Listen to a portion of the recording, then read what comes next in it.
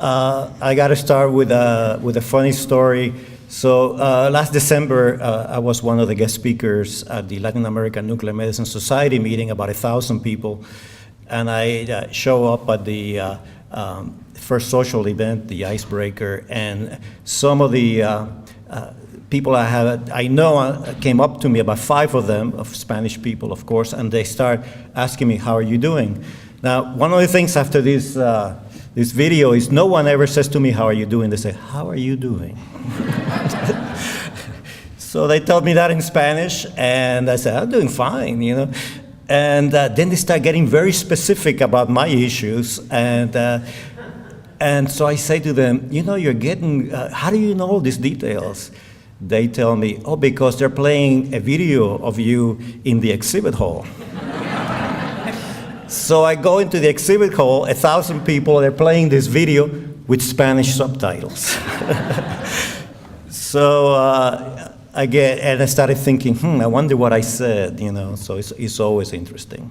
So thank you for the opportunity of being able to talk to you. This video is really, the reason that I like the idea is because it kind of tells you about my life, meaning that I like to turn things that are negative into things that are positive. In the video, what's negative, of course, is that I had a heart attack and that I do have heart disease and had quadruple bypass.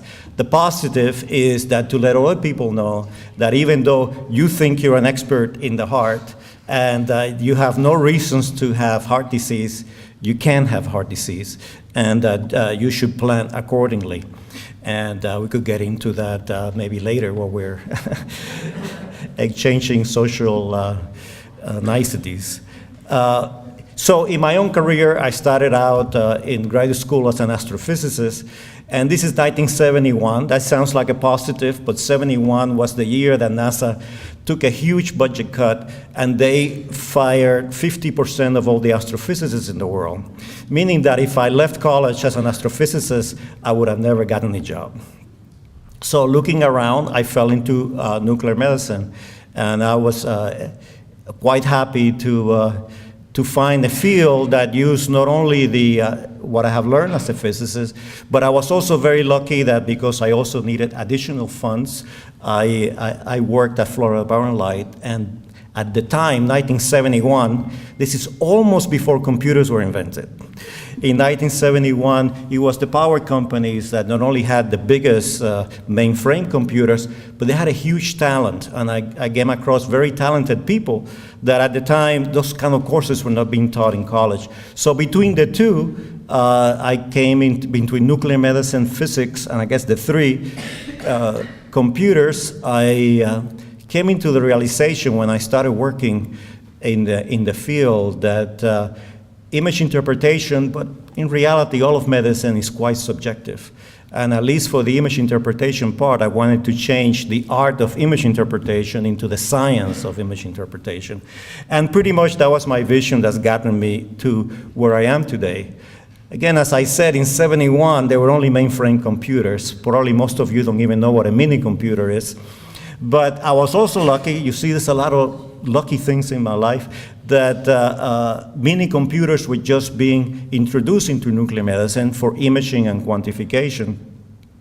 Now, these computers cost about $100,000 each. I hate to tell you what they look like, or they were huge computers with hardly any memory or any power, and you had to do miracles in programming them in order to get to make anything happen. But because people paid $100,000 for a system, they expected all the software to come in for free, which meant that there weren't many software packages that you could use.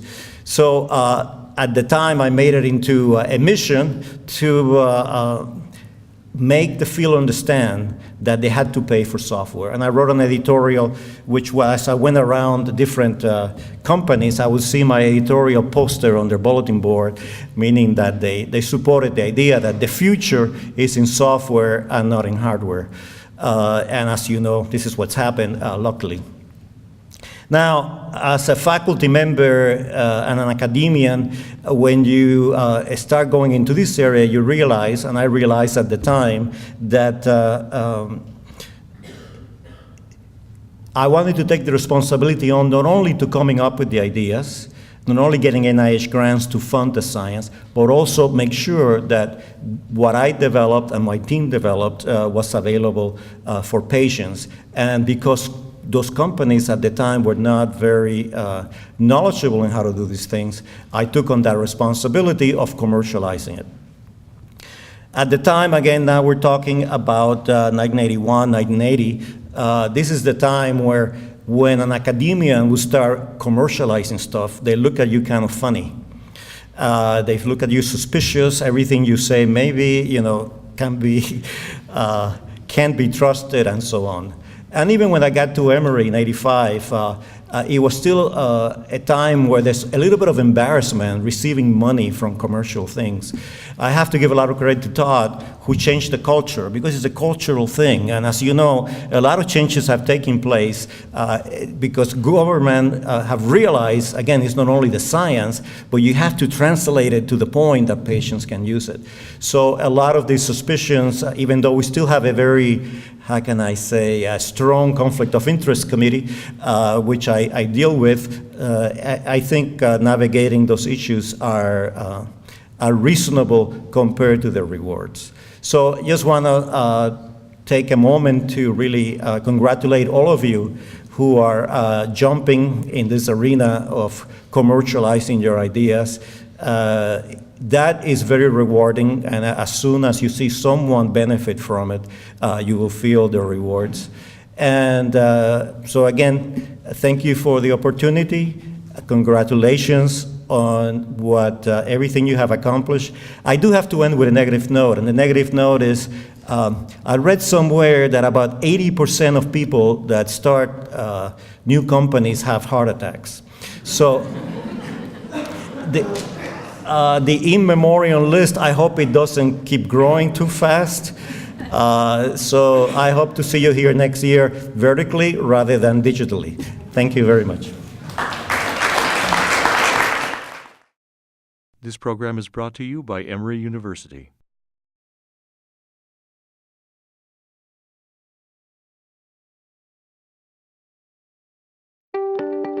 My family history is that I have no heart disease in the family.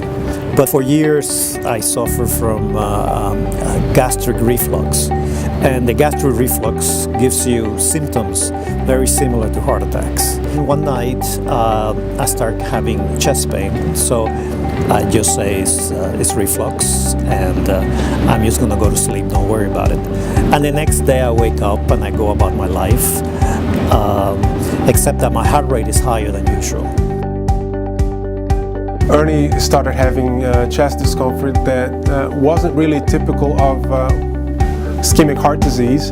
On the EKG, it wasn't really obvious that he had any abnormalities, but he kept on having those symptoms, and eventually the cardiologist decided to order a nuclear cardiology test, and we used the Emory Cardiac Toolbox to diagnose that yes, indeed, he did have ischemic changes. Usually the physician tends to concentrate on the area that's more severe, that's easily recognizable by just visual analysis.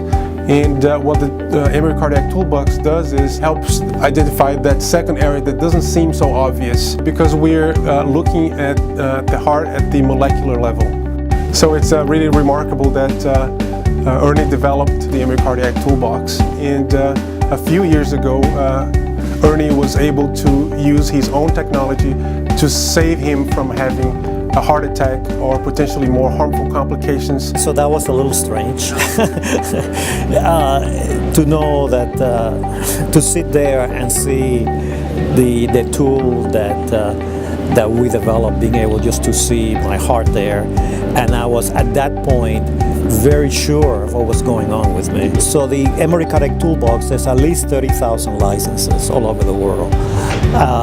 And to walk into a clinic, in Italy and see that they're using your tool for diagnosing patients, that actually was very rewarding. That feeling is very rewarding. When it was on me, it was more like a trusted friend telling me what's really going on with me.